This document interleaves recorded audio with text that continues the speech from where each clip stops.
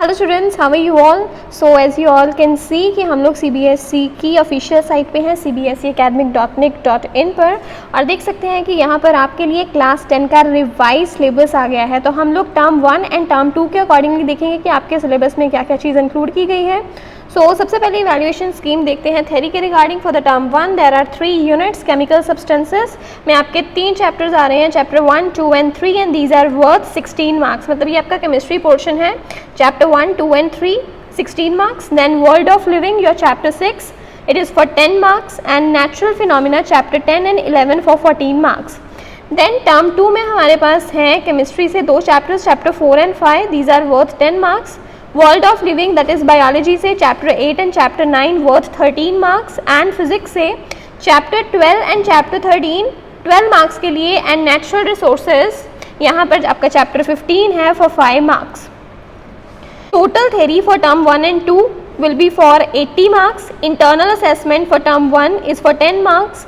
Internal assessment for term 2 is 10 marks again, and grand total will be of 100 marks. तो चलिए term 1 के syllabus को हम थोड़ा डिटेल में देखते हैं। तो यहाँ पर टर्म 1 केमिकल सब्सटेंसेस में आपके पास सबसे पहले chapter 1 chemical reactions and equation, यहाँ से आप करेंगे chemical equation, balance chemical equation, then implication of a balanced chemical equation, types of reaction, 5 तरह के रिएक्शंस रहते हैं, combination, decomposition, displacement, double displacement, और डबल डिस्प्लेसमेंट की ही टाइप्स हैं precipitation and neutralization, and then you have oxidation reduction reactions.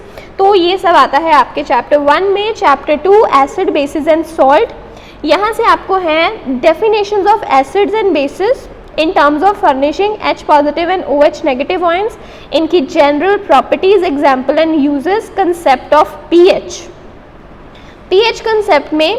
इसके बाद है आपके पास importance of pH in everyday life. Then you have preparation and uses of sodium hydroxide, bleaching powder, baking soda, washing soda and plaster of Paris.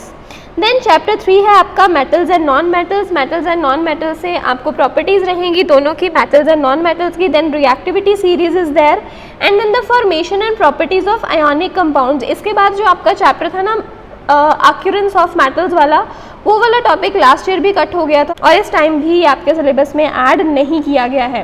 Moving on ahead to the world of the living, यहाँ पे unit 2 world of living में आपके पास है chapter 6 that is life processes. Life processes से add किया गया है आपके लिए basic concept of nutrition, respiration, transport and excretion in plants and animals.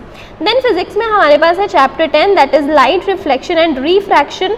तो यहाँ पे आपके पास है reflection of light by curved surfaces, then images formed by spherical mirrors, centre of curvature, principal axis, principal focus, focal length, mirror formula is there. सिर्फ और सिर्फ जो फॉर्मूला है वही रहेगा, उसके न्यूमेरिकल्स वगैरह हो गए, डेरिवेशन की रिक्वायरमेंट नहीं है। देन मैग्निफिकेशन, रिफ्रैक्शन से आपके पास है laws of refraction and refractive index along with refraction of light by spherical lenses, image formed by spherical lenses, lens formula is there, again derivation for lens formula is not required. Then there is a topic of magnification and power of lens. Thereafter moving on to other chapter that is human eye and colorful world. Human eye and colorful world से आपके पास है refraction of light through a prism, dispersion of light, scattering of light and applications in daily life. Moving on to term 2, term 2 में जो chapters add किए गए हैं वो केमिस्ट्री से आपका चैप्टर 4 एंड 5 है, carbon and its compound and periodic classification of elements. जो कार्बन एंड इट्स कंपाउंड है काफ़ी हद तक रिड्यूस कर दिया गया है, जैसा पिछले साल हुआ था इस बार भी आपके सिलेबस में ऐड किया गया है covalent bonding in carbon compounds, then versatile nature of carbon and homologous series. इसके बाद का जितना भी हमारे पास चैप्टर है उन्होंने रिड्यूस कर दिया है बिल्कुल पिछली बार की तरह। और अगर हम बात करते हैं पीरियोडिक क्लासिफिकेशन ऑफ एलिमेंट्स की, देन यहाँ पर पीरियोडिक क्लासिफिकेशन ऑफ एलिमेंट में आपके पास है need for classification, early attempts at classification of elements जैसे कि Dobereiner triads, Newlands law of octaves, Mendeleev's periodic table. इसके बाद है modern periodic table, then gradation in properties. कौन सी प्रॉपर्टीज यहाँ पे आपको करनी है? Valency, atomic number, metallic and non metallic properties.